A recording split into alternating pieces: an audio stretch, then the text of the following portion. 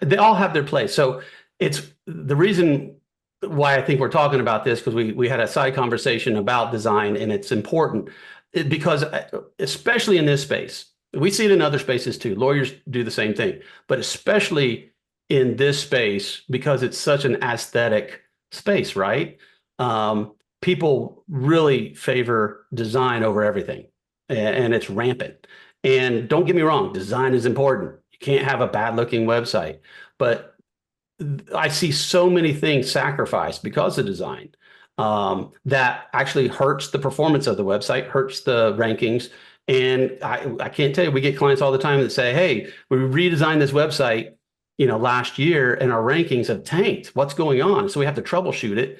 And we just did this, and the client that we just analyzed, their previous website 2 years ago had a bunch more content on the homepage. It talked about every one of their services in little icons and a little blur about every one of their services on the homepage.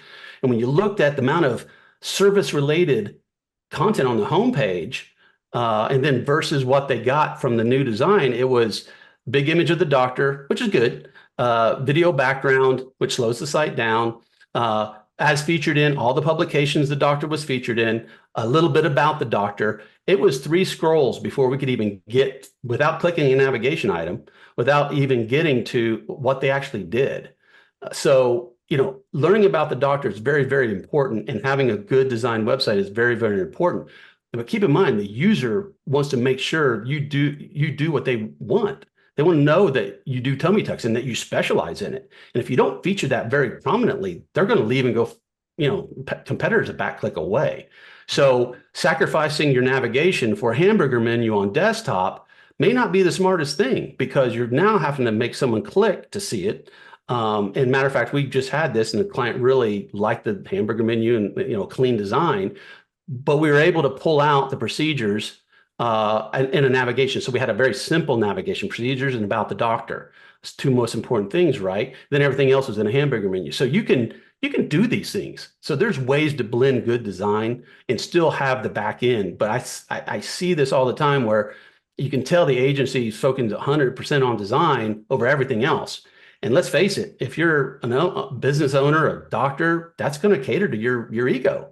And so there's a saying in design world, make the logo bigger, make them happy. So making your logo bigger doesn't help the user. So it's a blend of that. They need to know who you are, what you do, and it needs to look really, really good. But if you're not focusing on schema and you're not focusing on page speed, then that's what's going to drive results for you. So, yes, make a website look like $1 million, but make it make $1 million too.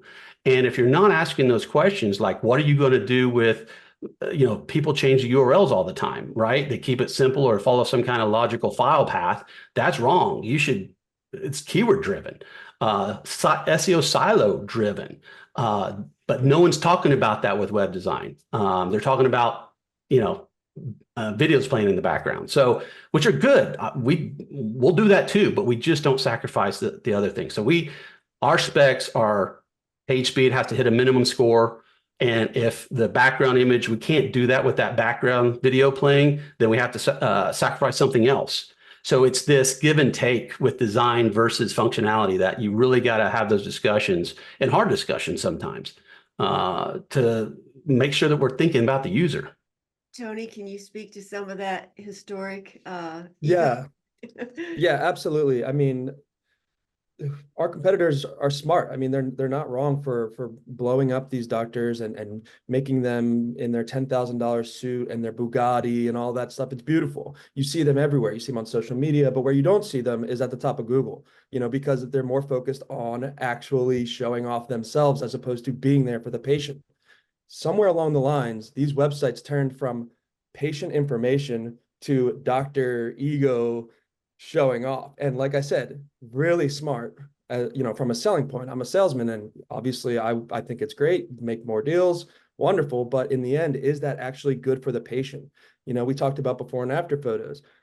It's about the patient journey. When someone lands on the website, the quicker they can find what they're looking for, the better that your website is going to produce, the better results it will produce. So I'm not the biggest fan of the flashy websites, just because I work with Chris, the data scientist of all of this stuff, and I've seen what goes into those websites, and it's just, if you have a good informative website, we would take that over a flashy video website any day of the week.